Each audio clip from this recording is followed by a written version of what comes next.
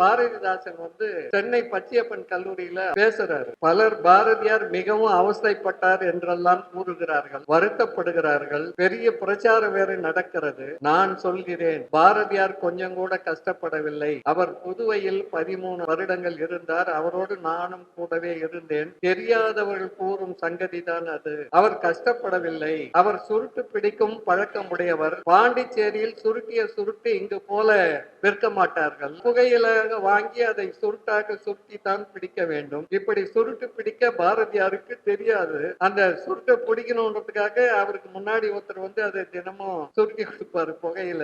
அந்த அளவுக்கு அவருக்கு சலுகை இருந்தது. அது மட்டுமா, அவர் ஈஸ்வரன் கோயில் தெருவில் குடியிருந்தார். அப்போது அவர் மகளுக்கு காய்ச்சல் வந்தது. டாக்டர் அம்பு பார்த்தார். விஷ காய்ச்சல் என்று கூறினார். அவர்கள் வீட்டில் ஒரு கேணி இருந்தது. கேணின்னா கிணறு. அதில் சூரிய ஒளி படவில்லை. சூரிய ஒளி படலன்னா கிருமிகள் நிறைய வரும் அந்த தண்ணியில என்றார். வேறு வீடு வேண்டும். என்ன செய்வது? என்ன நடந்தது என்று நினைக்கிறீர்கள்? சுமார் 1.5 மணி நேரத்துக்குள்ளாக, ஒரு நாள் கூட கிடையாது, அவர் வீட்டிற்கு எதிர்த்த வீட்டில் குடியிருந்தவர்களை காலி செய்துவிட்டு பாரதியார் குடும்பத்தோடு குடியேறினார். எப்படி முடிந்தது?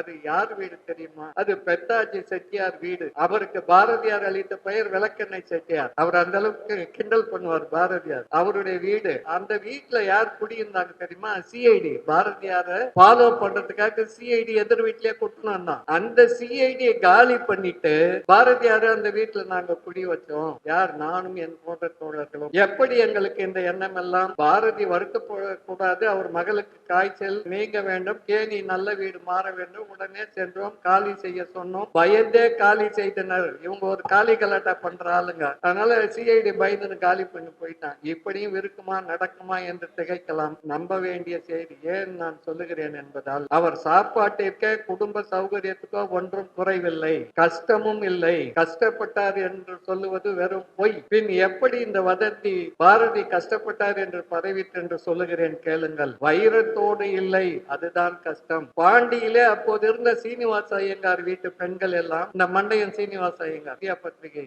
ஓனர் அவர் தான், அவர் வீட்டில் வைர நகைகள் அணிந்து விளங்கினர். வாவியர் ஐயர் வீட்டிலும் அவ்வாறே. ஆனால் பாரதியார் கால வீட்டிலோ சிகப்பு கல் தோடுதான். அதுவும் அப்பாஜி காலத்து இதுதான் நிலை. அந்த அம்மா வீட்டுல இருக்கிறவங்க, அவர் வீட்டுல இந்த நகை இருக்குது, இவர் வீட்டுல இந்த நகை இருக்குது, நம்ம வீட்டுல என்ன நகை இருக்கு என்று தொல்லைப்படுத்துவார்கள் என்று பாரதியார் அடிக்கடி கூறி வருத்தப்படுவார். அவர் வீட்டில் வாழ வழி இருந்தது, ஆனால் வைரத்தோடு தான் இல்லை.